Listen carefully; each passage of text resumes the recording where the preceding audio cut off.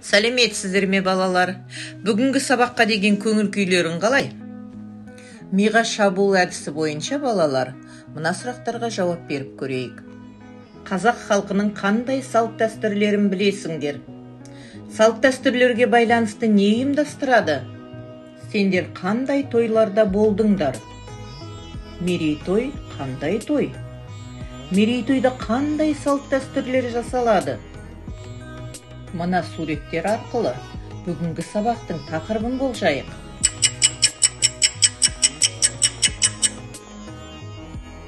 Иә, дұрыс балалар. Бүгінгі сабақтың тақырыбы Төлеген Айбергеновтың «Бір тойым бар» өлеңі.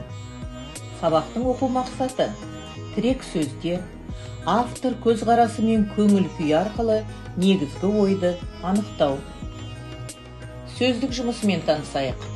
Той, сөзсіз, ұран, кемпірлер, қар, менің жарым, кірпік ілмей, ән салам түн ауғанша, бәйге беремін жығылған палуанға, жанам деген жүрекке от беремін.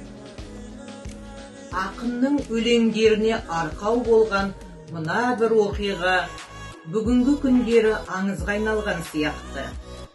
Бірде Төлеген өз достарын үйіне дастархан жайып қонаққа шақырады. Алайда түрлі себептермен көпшілігі келмей қалады. Олармен ертеңіне кездескен кезде Төлеген өз ренішін білдіреді. Сонда ақындардың бірі: «Өкпелеме жігітім, бір тойың болары сөзсіз мүмкін» деп басу айтқан екен. Сол оқиғадан соң «Бір тойым бар» өлеңі дүниеге келіпті. Енді балалар, Төлеген Айбергеновтың «Бір тойым бар» өлеңін тыңдайық.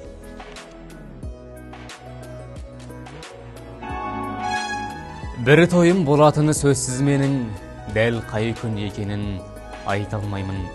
Бірақ ешкімде де белетпей қайтармаймын. Онда ортаға тасталар ұран сондай, қайта алмайды қартыңда бір ән салмай. 25-тің бәрінде сабылдыртам, кемпірлерге қыз күнін сағындыртам. Сәбилерге ағаны үлгетемін, жеңгейлердің толтырам гүлгетегін. Менің жарым бұл түні кірпік ілмей, ақ көңілімен қуаныш бір түгіндей, омырауынан бір сәуір шайқа бесіп ажырасқанды жүреді қайта қосып. Мен өзімде ән салам таң ауғанша, менің жаным бұл күнге құмарғанша, бәйге берем жығылған палуанға да адалдығы сезіліп тұрар болса. Қыз қуатын жігітке ат беремін, жанам деген жүрекке от беремін. Мен әйтеуір бар жиған тергенімді бір тамаша той қылып өткеремін. Біздің үйді сол күні беткал қауым, нысанаңа ап қуаныш тоқталмауын.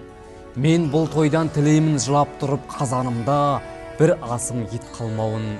Мен сөйтіп баршаңнан бір сілкінемін, мен сөйтіп рахаттанып бір күлемін.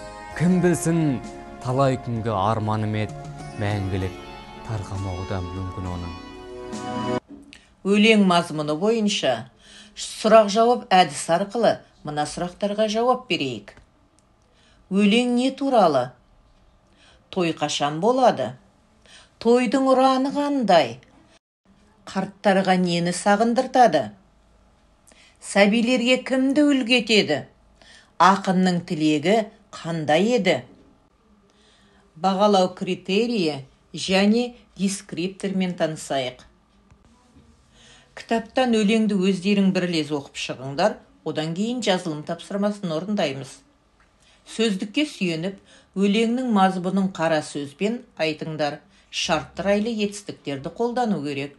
Мысалы, бір тойым болса, ешкімді билетпей қайтармаймын. Қарттар да бір ән салмаса, үйіне қайтпайды. Сабақты қорытайық. Пофс формуласы бойынша бір тамаша той қылып өткеремін деген ойға өз пікірлеріңді білдіріңдер. Жетістік баспалдағы бойынша балалар енді өз-өздеріңді бағалаңдар. Сабақ аяқталды. Сау болыңыздар.